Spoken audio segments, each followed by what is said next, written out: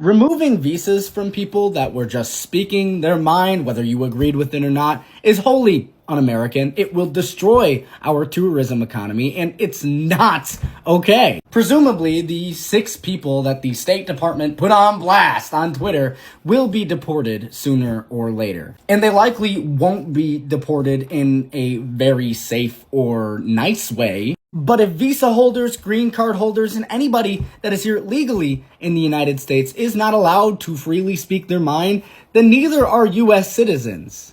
Non-citizens, believe it or not, are protected by the U.S. Constitution. It's the law of the land, not the law of the people. And if this administration is willing to blatantly violate the First Amendment, well then, guys, I'm sorry, but we're cooked. Especially considering all of the leaked text messages from young Republicans who deleted their entire identity off of the internet out of safety concerns. Let your voices be heard October 18th while you still can. Hold up, I must be missing something here. The U.S. State Department just announced that they are revoking U.S. visas from foreign nationals who said bad words about Charlie Kirk online. In other words, they're silencing and punishing people for their words, all in the name of a man whose entire brand was free speech and freedom. I mean, the irony is truly staggering. They announced it on Twitter, and then they gave a few examples of aliens who are no longer welcome in the United States. Here's one of the examples of this German guy who wrote not even in English, but it was in German, and he didn't even mention Charlie Kirk's name. All he said was, in German, again, when fascists die, Democrats don't complain. I don't get it. Are they agreeing with this tweet and saying that Charlie Kirk was a fascist? So basically, the US government is not just monitoring social media abroad, they're also translating and interpreting foreign language posts. It really does not get any more snowflake than this. Free speech for me, but not for thee. It's always one thing or the other with the United States these days. Hey beautiful people, welcome to my YouTube channel. Thank you for stopping by. So all credit goes to the creators in those videos. And guys, in today's video, as you have seen in these previous videos, right, the US government decided to take away visas of 6 foreigners. Now those people made online comments about the unaliving of Charlie, right? And the US State Department is saying that their comments, in quotes, celebrated or supported violence, and that people that speak like that are not welcome in the United States. Guys, so many people are saying many things online. People are saying that many of the posts were harsh. One person said that, Charlie deserved to be unalived, and others were mocking his unaliving. And US officials said that they were shocked that foreigners living, or visiting the country would speak in such a way about a United States citizen. And they actually said that this was only the start, and more visas will be checked or cancelled if similar messages are found online. Guys, if you are watching this video and you have said something about, the unaliving of Charlie, or you have criticized it or said something negative, guys, maybe this is the time to take it down, because your visa might be at risk. And to many people, it's saying that the US government wants to take a strong stand against, hate speech and violence. And the other side is saying that this is a serious and dangerous attack on freedom of speech. Guys, is this even legal? I'll see you soon. Let's see what these other creators have to say. The U.S. State Department today revoked the visas of 6 foreigners because of what they said online about Charlie Kirk. I'm serious. And I think this is a really bad, scary thing because of the precedent it sets for what the U.S. government can start doing to American citizens. And here's why. The U.S. government now is saying that speech equates to security risk or security threats. That is not historically how the U.S. thinks about speech. In fact, that is not how our Constitution thinks about speech. It separates the two very distinctly. And what the U.S. government is now saying is that if you tweet or say something bad or critical of a person of power, of a politician, whether they are dead or alive, that can be constituted and seen as a security threat, then what does that say about protest? What does that say about what they can do to people marching? What does that say about what they can do to people picketing?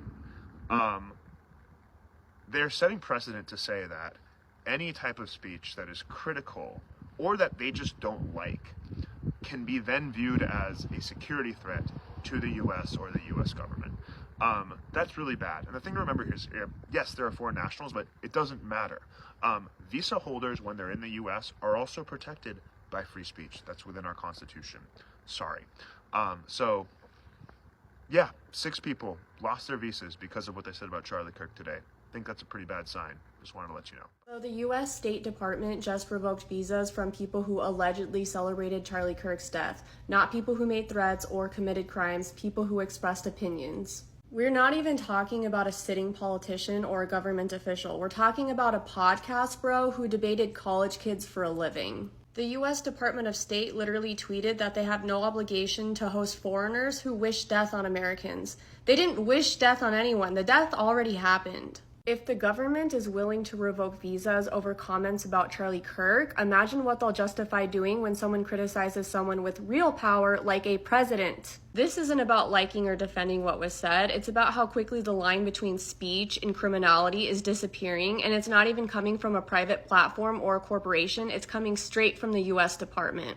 Brian Kilmeade from Fox News literally said homeless people should be euthanized, actual genocidal messaging on national TV, and no one batted an eye, and there was no government interference. So that's fine, but a couple tweets about a guy who already died is the line we can't cross. Guys, so this is a very controversial one because this action quickly raised big legal and moral questions because people are saying that can the US really take away someone's visa just for what they say online? And guys, under the US immigration law, a visa is not a right, it's a privilege.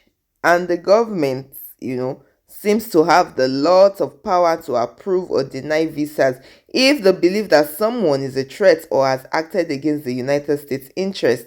So from the legal point of view, guys, with what I've gathered, the US can revoke visas. Now, this is where it gets tricky and somehow because the US also stands for free speech. Right? The right to express your opinions, even unpopular ones. And the First Amendment protects that right for everyone that is inside the country, including many foreigners that are living legally in the United States. So, people that are against this opinion are saying that the government crossed the line by punishing speech and not action. Because none of those people actually threatened violence, that they just dropped their thoughts, they just posted their comments, no matter how it sounded, if it was rude or distasteful or negative, they just posted their comments online that they did not do anything. And they are arguing that this is a form of discrimination, guys. And many people are saying that the US is a place that people are already afraid to come to because they are fearing that, they'll be turned back at the border and all of that. And this will just create more fear among immigrants and visitors who may think about coming to the United States because they'll just start censoring themselves online. Guys, this is so divided, split opinions around the world. Let me know what you have to say in the comments. Let's see what these other creators have to say. State Department is now revoking visas if they don't like what you said about Charlie Kirk. And we need to talk about how genuinely terrifying that is. The State Department announced, on X, mind you, that they're revoking visas from people who made comments that they deem celebrating Charlie Kirk's death. The statement, the post, whatever, literally reads, the United States has no obligation to host foreigners who wish death to Americans. Okay, then why is this administration wishing death on Americans like literally all the time? Not even wishing and acting policy to do so. Cutting healthcare and SNAP benefits, which means Americans will die from poverty and lack of medical access. Rolling back reproductive rights, which is already killing women by forcing them to bleed out in parking lots because doctors are too scared to treat them under this administration. Oh, and if that's a little too abstract for you, let's not forget the January 6th rioters who literally tried to hang Mike Pence. Except they're being pardoned and rebranded as patriots. So spare me the moral outrage. I lost my job last month for comments I made about Charlie Kirk in my personal time on my personal accounts. I made a very restrained, very nuanced video that was in no way making light or celebrating the situation. Yet I had people in my DMs wishing death on me and my family. Does that count as wishing death to Americans? Of course not. Because it's only a crime when it's aimed at their people, and of course we know it's hypocritical. It's actually exhausting to talk about the hypocrisy at this point. We know, they know, but that's actually it. The hypocrisy is the point. Criticize the people we've crowned and you will face consequences. It's authoritarianism. And this is why I keep talking about my firing. The thing is, it's like complicated because I'm not upset about actually being fired. I actually have dreams that like I have to go back and work there. And I like want them to fire me again. And I wake up and I'm like, oh my God, thank God. But at the same time, the fact that it happened is so scary because when companies start firing their employees for speaking out against fascism because they think it's going to be bad for their business, or when universities censor faculty because they're afraid of losing their funding, or when government bodies start policing speech, you might as well be paving a yellow brick road to authoritarianism, to fascism. Freedom of speech isn't lost overnight. It starts with censorship, it starts with the firing, it starts with the revoked visa. It's one example at a time. And these employers and these corporations and these companies going along with it because they're scared, because they value their money over anything else, you are allowing authoritarianism to sweep the nation. You are welcoming in fascism. Because I'm telling you, soon enough, Americans who don't fit their definition of what makes America great again won't be allowed here either. The State Department just announced it's revoked visas for several people for allegedly celebrating the murder of conservative activist Charlie Kirk. According to CNN, 6 people from Argentina, Brazil, Germany, Mexico, Paraguay, and South Africa were named as examples. But it's not clear if they're the only ones affected. The State Department says this is in response to their online comments about Kirk's death, but it's raising some big questions. Can the U.S. really revoke or deny a visa based on what someone says? Critics are pointing to possible First Amendment concerns here. All of this came on the same day President Trump awarded Kirk the Presidential Medal of Freedom, the nation's highest honor for a civilian. Guys, a lot of people are saying that the United States did a good thing or a right thing in quotes, that they are saying that anybody that says this against, the citizen of the country that he or she stays in should not be allowed to stay in the country, that it's a matter of, they call it, national dignity or respect for American lives. And the other side that is against this, they are furious. They are saying that a country like the United States always speaks of freedom. Now it's acting like a country that silences people from speaking their minds, right? And other people are saying that this move, it's a dangerous one. That even while the comments were awful, punishing people for speech goes against the idea of liberty.